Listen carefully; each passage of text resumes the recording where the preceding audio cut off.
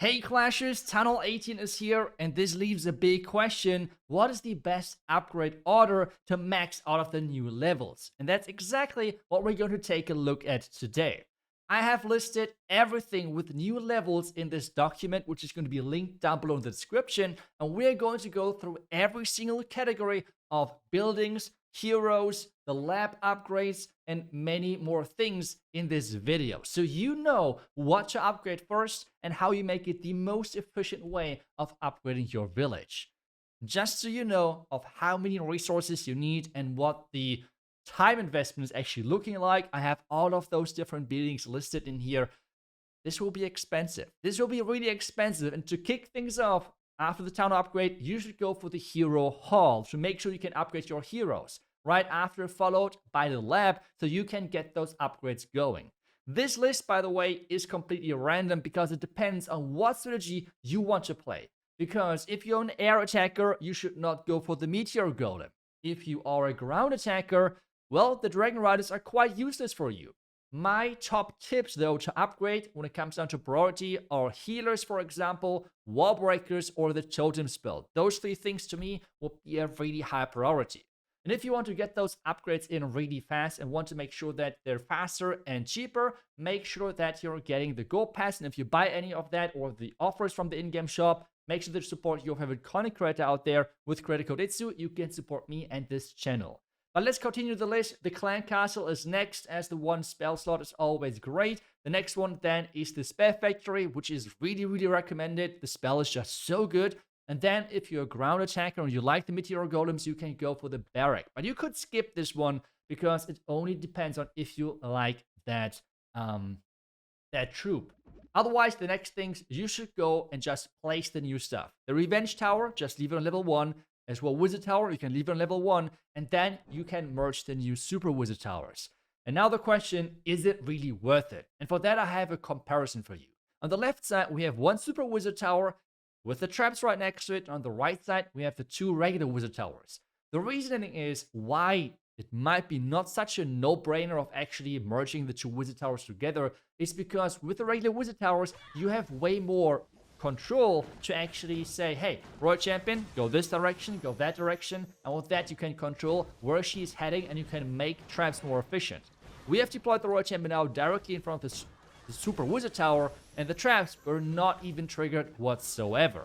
On top of that, regular Wizard Towers have so many hit points that the aura will take down any buildings around it, like regular collectors, for example. The Fox will follow, and this means the Fox will get hit by the traps as well. But just the pathing aspect is something you can see clearly here. We're running into every single trap with this approach because you were able to control the pathing of the Royal Champion way better. So, it is up to you. What I'm going to do, I will for sure merge the Wizard Towers because I don't want to say like, oh, this could be possibly the best way of playing this. No, I just want to upgrade my village. I want to play the game. I don't care about those upgrades or engineering or whatsoever. I just want to upgrade the village as it is intended to be. That's it. If you don't want to do that, that's completely fine. Just wanted to let you know. The first real upgrades for defenses you should go for, because the first couple of defenses we only place pretty much on level 1, are the Guardians, especially the long shot. This is the only one actually which I would recommend for you to upgrade, because this one seems to be just so much stronger than the Smasher. The Smasher can maybe have some use cases, but so far I have not seen anyone really take advantage of the rage when it's getting destroyed. I just hope that maybe the Smasher is getting buffed in the future or something, but the long shot seems to be the way to go. As long as the long shot is upgrading though, you have to then use the Smasher because you cannot use Guardians which are upgrading. But still, get the long shot to the highest level, which is level 5, as quickly as possible. As soon as you have done that, or as you're doing this, because this always needs one of your builders, as you're doing this, you can go already for the next upgrades, which means now the next defense. Which means you should go for the level 2 for the Revenge Tower, then go for the Ricochet Cannon, then Multi-Arch Tower, then the Multi-Gear Tower, then Air Defense, and then the Bomb Tower to finish things off, to then make sure as well that you're getting the second level in for the Super Wizard Tower. Which is a little bit tricky because that one's quite expensive, so you might want to push it back if you're not upgrading your storages. I will explain that in just a second. The next step are the traps, and there are actually two different orders. It is Springtrap air bombs and then small bomb if you're getting attacked by air. If you're getting attacked a lot by ground and royal champion charges, you want to go with spring trap, then the small bomb, and then the air trap. It is more about what you're getting attacked from. The skeleton trap, though, should be always last. The next topic are the storages, and this is quite interesting because most of the upgrades, you don't need the storage capacity. But the Super Wizard Tower for level 2, you need the gold storage. Otherwise, some upgrades of like troops and such, you need as well the elixir upgrade, for example. But if you don't want to go them right away, you can just skip the storage upgrades for way later. But you can just see that in the document, which I've linked down below in the description of the video, of if you want to go for that, if it's too expensive. Now we're going for the supercharges. Really important, it's only one supercharge. One supercharge for the ricochet cannon, one for the multi-arch tower, and then this is a placeholder for the multi-gear tower. One supercharge for the multi-gear tower, then two supercharges for the advance, one for the super wizard tower, and then one for the bomb tower. The reason being why we're only doing one supercharge each except the advance is because the first supercharge is always the damage increase. That is a way more important stat than the second supercharge, which is the hit point increase.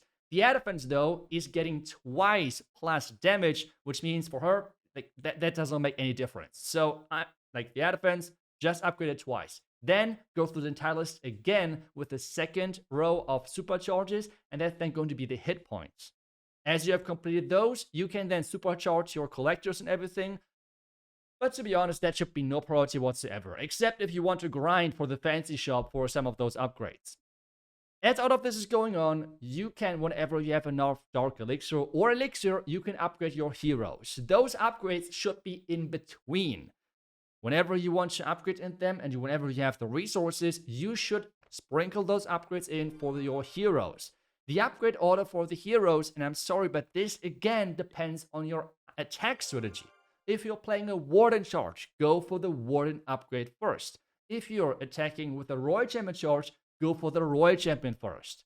If you're playing just a regular strategy, you can just pretty much go for your favorite hero. The difference between a non-max and a max hero by now is like 15 DPS and 150 hit points.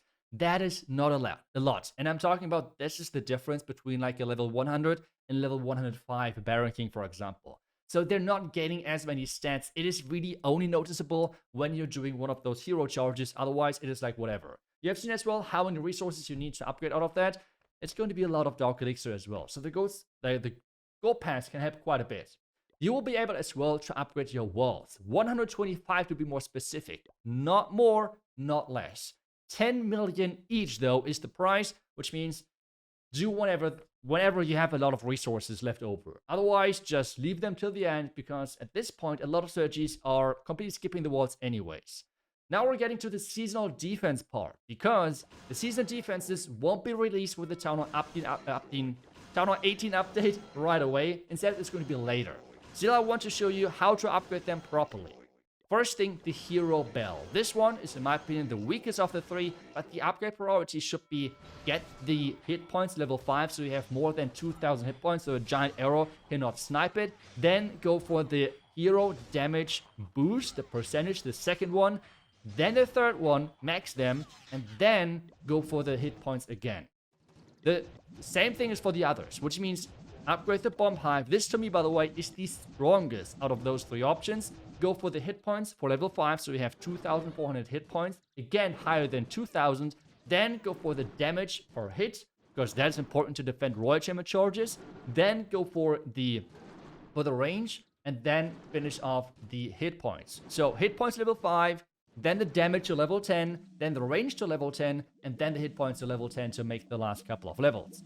The same approach for the Lightning Beam. This, to me, is like right in between the Bomb Hive and as well the Hero Bell strength-wise. But, again, get to level 4 this time around because it has more hit points. So you only need to level the hit points to level 4 to reach this threshold of 2,000 hit points. Then go for the damage and then for the attack speed. Again, max those out, which means level 4 on hit points, then level 10 on the second module, then level 10 on the third, and then back to hit points. Again, really important, in my opinion, on my personal opinion, when it comes down to strength, it is Bomb Hive, then the Lightning Beam, and then the Hero Bell strength-wise. This will be as well my recommended upgrade order for the overall defenses. And that's pretty much it already for today's video. As well, I really want to again remind you that the seasonal defense will be released a couple of days after the update, which means it could be 2 days, 3 days. We don't really know yet. Supercell will announce that really shortly. But that's it. If you want to really take a closer look at all the numbers, the upgrade costs, and everything about it, make sure that you are using the document which I've shared down below in the description of the video. And I will see you guys actually back later today as I will upload my gemming spree video for Channel 18. Let's see how far I can make it. But otherwise, that's it for today. Otherwise, I will see you guys back tomorrow. See you then. Until then, and bye-bye.